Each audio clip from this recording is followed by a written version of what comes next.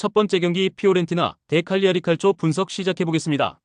피오렌티나는 주중에 열린 코파 이탈리아 16강 일정에서 엠폴리의 패에 탈락했으며 밀렸던 경기에서 역전에 성공했지만 동점을 허용했고 승부차기 끝에 패했고, 그러나 리그에서 연승을 이어가며 선두 경쟁을 하고 있고 컨퍼런스 리그에서도 16강 직행을 향해 순항 중이며, 보부가 경기 도중 쓰러졌지만 다행히 쾌차에 동료들도 한 시름을 들었고 이번 홈 경기를 통해 연승을 이어가려 할 것이다.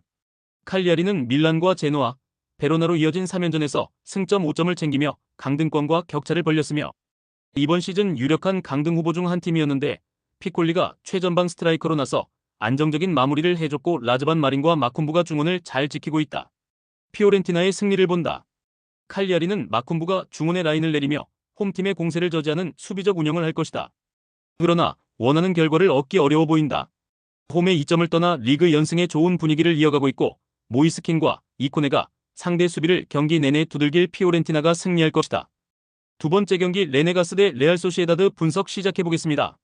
레가네스는 최근 두 경기 연속 승리를 따내지 못했으며 그래도 알라베스 원정에서 터진 오스카의 골로 승점을 따냈기에 강등권과 격차를 유지 중이며 알로와 데라 푸엔테 등이 기대만큼 골을 터뜨리진 못하고 있지만 가르시아와 후안 크루즈가 위협적인 전방 움직임을 가져가고 있고 타피아의 중원 존재감도 확실하고 이 경기는 강점이 있는 홈이기에 보다 공격적으로 나설 것이다.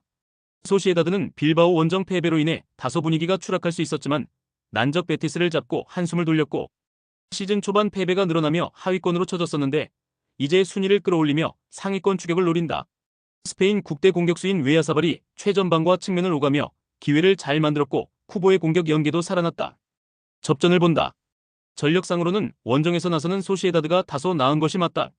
최근 바르샤와 베티스를 잡는 등 흐름도 나쁘지 않다. 단 레가네스도 레알을 제외하면 홈에서 최근 연승을 거두는 등 홈 경기력이 좋았고 나스타시치와 곤잘레스 등이 골키퍼 앞에서 상대의 공세를 적극적으로 저지할 레가네스가 승점 1점을 챙길 것이다. 세 번째 경기 풀럼 대 아스날 분석 시작해보겠습니다. 풀럼은 지난 금요일 새벽 경기에서 난적 브라이튼에 승리했으며 무니조와 함께 최전방 공격수로 나선 알렉스 이워비가 풀타임을 소화하며 멀티골을 기록했고 중앙 미드필더로 나선 해리 윌슨이 톰 케어니와 루키치의 결장 공백을 메웠고 이 경기는 강팀을 상대하기에 보다 수비에 치중하고 경기에 임할 수 있다.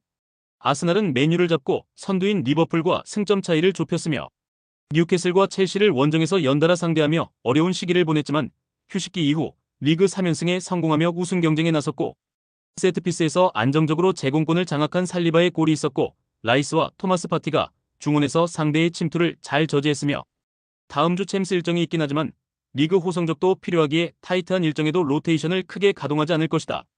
아스날의 승리를 본다. 금요일 새벽 경기를 소화한 풀럼보다 휴식일이 하루 더 있었기에 일정상으로 더 유리한 경기다. 또 부상으로 빠져있던 선수들이 대거 돌아오며 전력 누수 없이 경기에 임할 수 있고 사카와 마티넬리, 트로사르가 측면과 최전방을 오가며 기회를 만들 것이고 라이스와 메리노가 중원을 장악할 아스날이 연승을 이어갈 것이다. 네 번째 경기 입스위치 타운 대 본머스 분석 시작해보겠습니다. 입스위치는 토트넘 원정 승리 이후 2경기 연속 무패를 기록하며 강등권 탈출에 시동을 걸었으며 그러나 노팅엄과 팰리스 상대로 연패하며 다시 주춤하고 있고 그리브스와 데이비스, 클라크 등이 나서는 최종 수비 라인이 5경기 연속 멀티 실점을 허용하지 않았는데 문제는 역시 최전방의 마무리다. 보드헤드와 리암 델랍 등 팀이 주축 공격수로 기용하는 선수들이 더 힘을 내야 한다. 본머스는 토트넘을 잡고 리그 9위로 올라섰으며 휴식기 이후 첫 경기에서 브라이튼에 패하며 분위기가 추락할 수 있었는데 울버햄튼과 토트넘 등 한국 팬들에게 가장 사랑받는 두 개의 클럽 상대로 연승했고 마르코스 세네시의 부상 이탈로 인해 선발 출전한 센터백 카이센이 상대 공세를 잘 막아내며 결승골까지 터뜨렸다. 접전을 본다. 본머스의 최근 기세가 대단한 건 사실이다. 그러나 원정에서는 어느 정도 기복이 있다. 공격 상황에서 마무리는 다소 아쉽긴 하지만 홈의 2점을 충분히 누릴 수 있고 카유스테와 샘모시의 중원 듀오가 상대의 역습을 경기 내내 탄탄한 수비력으로 저지할 입스위치가 승점 1점을 챙길 수 있다.